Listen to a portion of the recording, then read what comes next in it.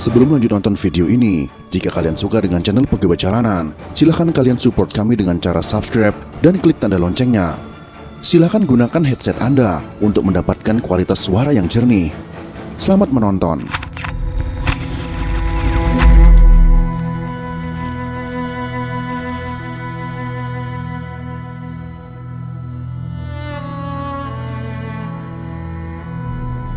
Bukan hanya manusia yang dapat merasakan ketakutan, binatang-binatang lain seperti serigala dan simpanse juga merasakannya. Binatang seperti serigala dan simpanse ternyata hidup dalam realitas ganda. Di satu sisi mereka mengenal realitas objektif di luar mereka, seperti pepohonan, bebatuan, dan sungai-sungai. Ternyata di sisi lain, mereka mengalami pengalaman subjektif dalam diri mereka, seperti rasa takut, senang, dan hasrat. Sebaliknya manusia atau Homo sapiens hidup dalam 3 lapis realitas, yaitu realitas objektif, subjektif, dan intersubjektif. Realitas objektif dan subjektif yang manusia alami sama persis dengan yang serigala dan simpanse alami. Akan tetapi ada realitas ketiga yang hanya dialami oleh manusia, yaitu realitas intersubjektif, atau bisa juga disebut dengan fiksi. Realitas ini adalah realitas yang diciptakan dan diyakini secara massal oleh manusia. Selain pepohonan, bebatuan, sungai-sungai, rasa takut, dan juga hasrat, dunia manusia ternyata juga berisi cerita-cerita tentang uang, dewa-dewa, negara, dan korporasi. Manusia berpikir bahwa mereka berhasil membuat sejarah, tapi sejarah sesungguhnya berkisar pada jaringan cerita-cerita ini. Kemampuan dasar manusia secara individu tidak berubah banyak sejak zaman batu. Namun, jaringan cerita-cerita tumbuh dari kekuatan demi kekuatan sehingga mendorong sejarah zaman batu ke zaman silikon.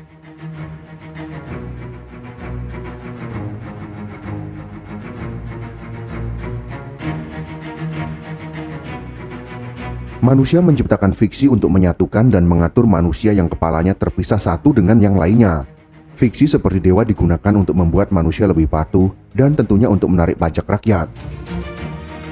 Jika tidak mengalami revolusi kognitif sejak 70.000 tahun yang lalu, mungkin manusia tidak akan pernah bisa menjadi puncak rantai makanan seperti sekarang.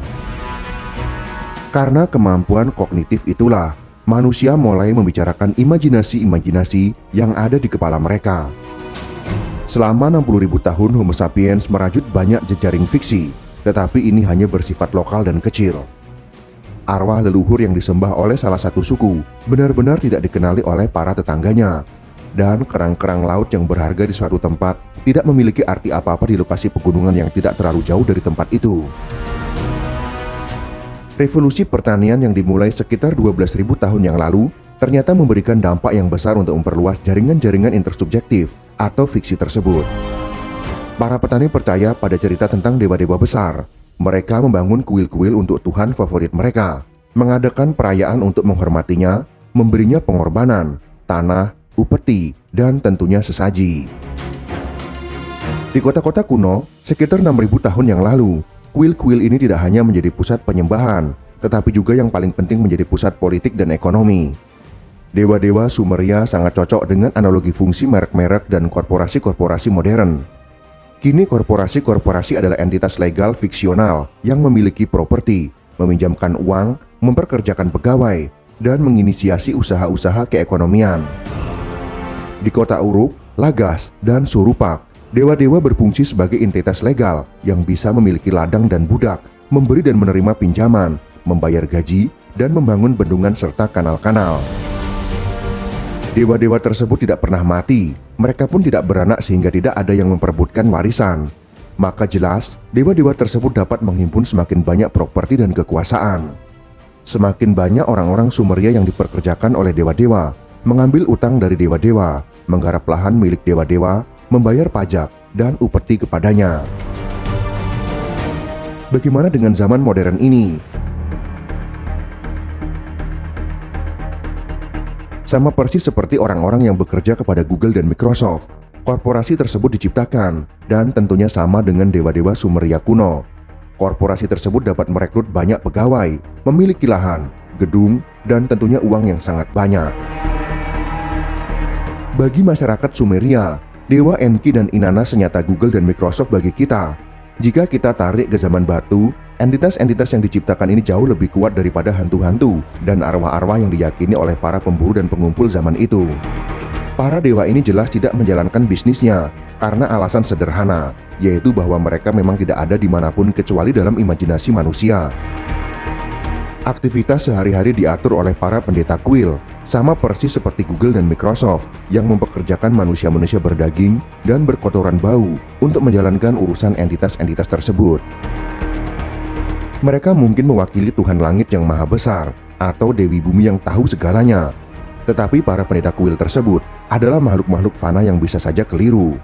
Mereka tentunya kesulitan untuk mengingat mana tanah, kebun, dan ladang Dewi Inanna, mana pegawai Inanna yang sudah menerima gaji, mana penyewa yang tidak mau membayar sewa, dan berapa bunga yang dibebankan Dewi kepada para penghutang.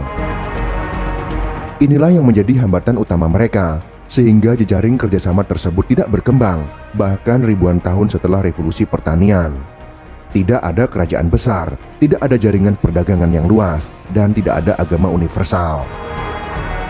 Hambatan tersebut akhirnya disingkirkan sekitar 5.000 tahun yang lalu. Orang Sumeria menciptakan tulisan dan uang. Dua anak kembar Siam ini lahir dari orang tua yang sama, pada saat yang sama, dan tempat yang sama, membongkar keterbatasan pemrosesan data di otak manusia. Penciptaan ini ternyata bisa digunakan untuk mengumpulkan pajak dari ratusan ribu orang, mengorganisasi birokrasi yang kompleks, dan mendirikan kerajaan-kerajaan besar.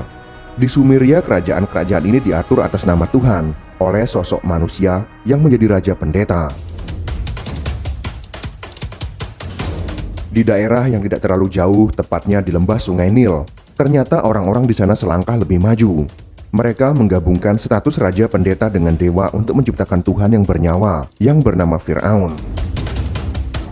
Orang-orang Mesir memandang Fir'aun sebagai Tuhan yang sesungguhnya, bukan hanya sekedar wakil Tuhan. Dengan fiksi seperti itu tentunya, Fir'aun mempunyai kekuasaan mutlak. Seluruh Mesir adalah milik Tuhan itu. Seluruh rakyat wajib dan harus mematuhi perintah dan membayar pajak yang dibebankannya.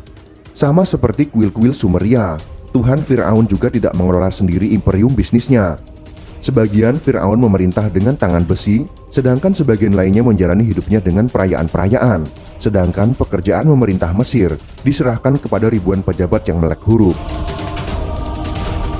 Fir'aun tentunya sama dengan manusia lainnya, hanya tubuh biologis yang fana, dan tentunya mengandung kotoran bau serta pasti berakhir menjadi bangkai. Tapi itu tidaklah penting. Yang paling penting adalah Fir'aun yang diimajinasikan eksis dalam cerita-cerita yang disebarluaskan oleh jutaan rakyat Mesir kala itu. Dengan fiksi seperti itu, maka dengan mudah para birokrat mengkalkulasi pajak yang harus dibayarkan oleh setiap desa, mencatatnya dalam gulungan papirus, dan mengirimnya ke Memphis yang menjadi ibu kota Mesir kala itu. Fir'aun tentu saja tidak sedang mencangkul tanah pertanian. Dia sedang makan anggur di istana dan bercengkrama dengan para istri dan gundik-gundiknya. Sedangkan para pejabat Fir'aun menjelajahi seluruh wilayah kekuasaan Fir'aun untuk melaksanakan roda pemerintahan dan ekonomi.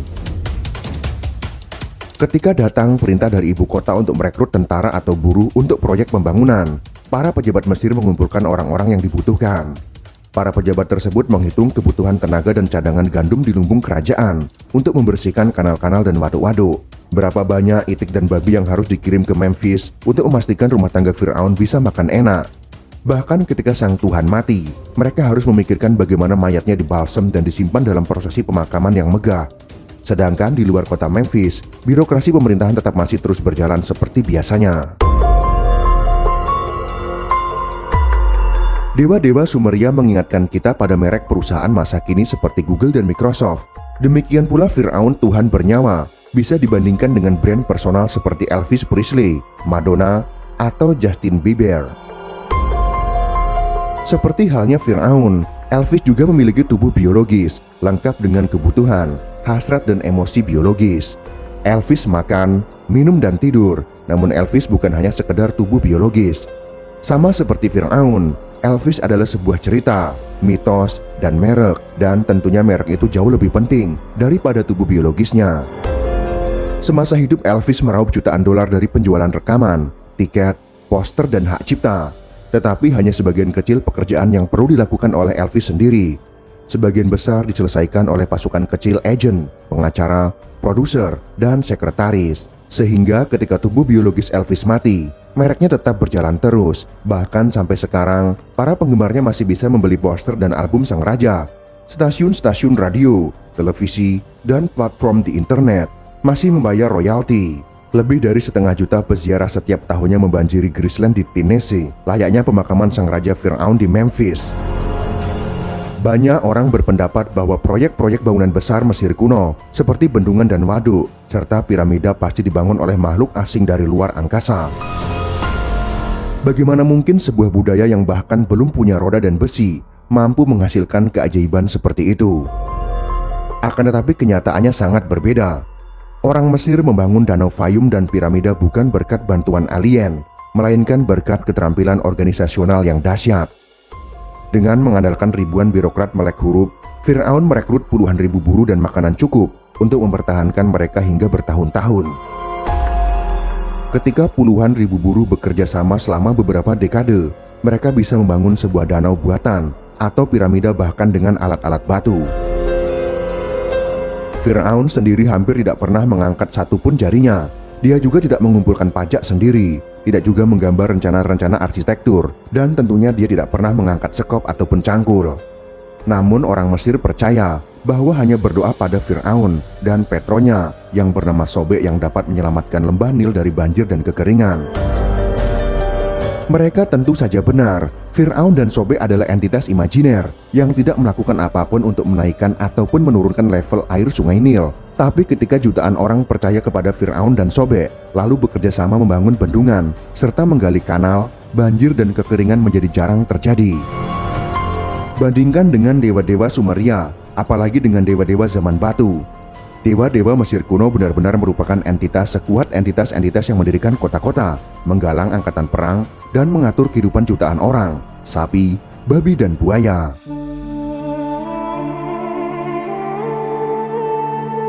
Di akhir video ini kita akan menarik kesimpulan. Mungkin terdengar aneh menisbatkan kepada entitas-entitas imajiner atau fiksi dalam hal membangun dan mengatur. Namun kita di zaman modern ini sudah terbiasa berkata seperti ini. Amerika Serikat membangun bom nuklir, Tiongkok membangun bendungan 3 ngarai, Indonesia membangun jalan tol, atau Google sedang membangun mobil otonom. Lalu mengapa tidak boleh mengatakan bahwa Firaun membangun waduk dan Sobek menggali kanal? Ternyata fiksi yang kita buat sekarang sama persis dengan fiksi yang diciptakan oleh orang-orang zaman Sumeria dan Mesir kuno. Jika kalian suka dengan video ini, silakan berikan jempol ke atas. Dan jika kalian menganggap video ini bermanfaat, maka bagikanlah video ini kepada teman-teman Anda yang lain. Terima kasih sudah menonton.